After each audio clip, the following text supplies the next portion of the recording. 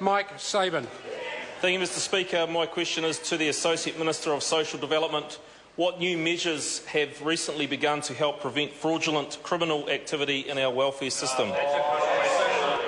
Honourable Chester Burrows.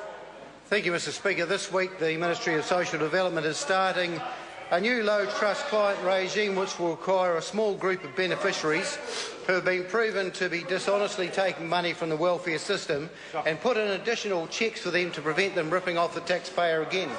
They will face increased scrutiny on information they provide, be prevented from accessing services over the phone or the internet, and will require them to meet face-to-face with the same case manager on a regular basis. And while they will still receive the welfare support when they need it, these measures will make it harder for them to rip off the welfare system a second time. Supplementary.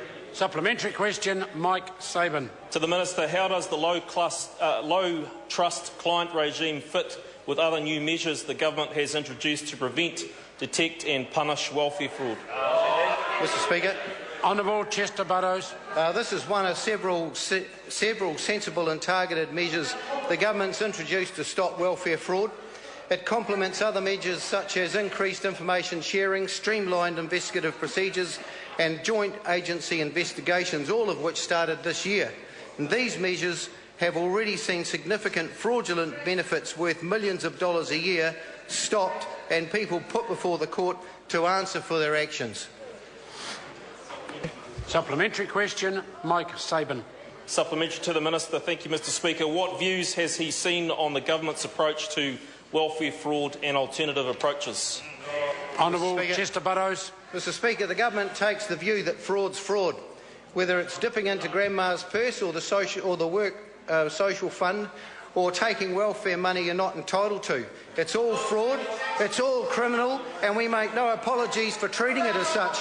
And unsurprisingly, the feedback I've had from Kiwis out there have overwhelmingly been in support. But if that lawyer over there want to turn a blind eye to crime... Order. That answer is quite sufficient. Question number 9, Gareth Hughes. Thank you, Mr Speaker. My